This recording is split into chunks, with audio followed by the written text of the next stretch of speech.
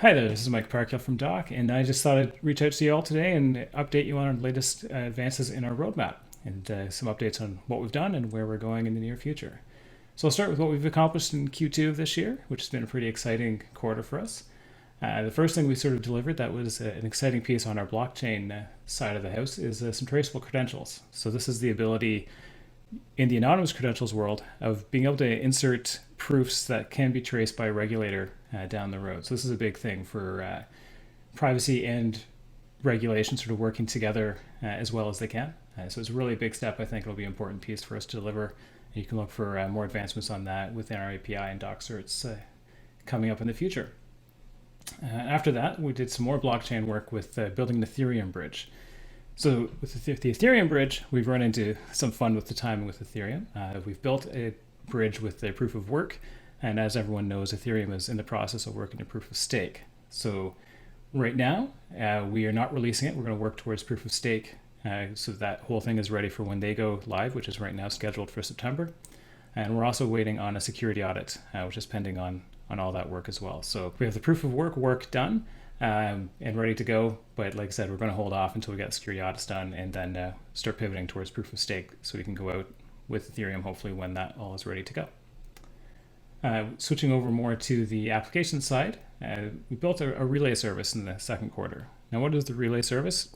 It is going to be used for allowing asynchronous communication between issuers and holders and verifiers. So it means that the two parties don't need to be online at the same time. Probably the first use case you'll see is us using it with issuing credentials directly to a wallet. So instead of having to export JSON files and import JSON files and that kind of thing, you'll be able to address using a DID directly to an individual's wallet, which will be really cool and make it a lot simpler for user experience sort of things. And another use case we'll probably work on for that is verification flows. So again, someone who's looking to verify who an individual is can send a verification request to the individual, again addressed to a DID, and the holder of the credentials can respond to that via the relay service as well. Again, no messing around JSON files, that kind of thing. You can just scan a QR code and make some choices in your wallet and send it across. So I think the relay service will really be very powerful for that functionality, which is all scheduled for coming up the next couple of quarters. And the last thing in Q2, which was a pretty big step for us, it was our wallet release, which involved credential management. So now in your Doc wallet, you can store and import credentials into your wallet and show them off to people and that kind of thing. So that was a big step for us in the verifiable credential space for our feature set. And that wraps up Q2. So yeah, lots of things are going on, plus some other sort of background work on other things, which some of that will be revealed in Q3. So Q3, which is, I guess, a month in now, our biggest first announcement was the Web3 ID, which we're all pretty excited about. Now, obviously, there's work towards this in second quarter as well. But Web3 ID is out there. You can use it for signing in to applications using OAuth. And we actually have a big integration coming up that we are looking to announce the next couple of weeks. So please stay tuned for that. I'm really kind of jazzed about it and wish I could say more, but I'm not allowed to yet. So stay tuned for that. And the next sort of functionality in the wallet that we're going to be looking at is multi-key support in DIDs. We've already done the work in the blockchain side. We're now integrating it into doc certs in the API, and then it will be available within your wallet as well in the near future. And the next sort of big blockchain piece after all the Ethereum bridge stuff is what's called a DSL integration.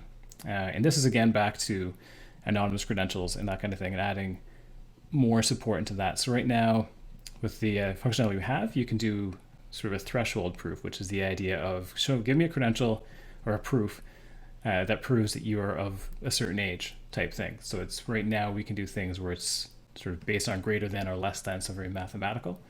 The idea with this DSL integration is whoever is defining the proof request could define what the rules are. So it can be much more complicated. So an example of what the DSL would allow us to do is to do things like averages. So being able to say over a period of time or from various multiple different credentials, you could aggregate information, that kind of thing. So it's a language that the verifier can use to define what proofs they need and what rules need to be satisfied as part of that proof. So again, very powerful, and it gives more power to the people who are building the integrations into Doc as opposed to Doc having to hard code all the rules ourselves and therefore having to be limited. It allows gives the power back to developers integrating with us. So I think that's going to be very powerful as we go forward. And I mentioned verification before, so the first step in adding verification flows into our apps is going to be available in Q3. Right now, that's just, again, messing around with JSON files. I know I earlier said we don't want to do that, but that's what we're starting with because it's simple. It gets us some functionality in there. So you'll see that in doc certs and the wallet in the near future. And then we'll expand on that, like I said, using the relay service going forward, but that's probably our Q4 of this year.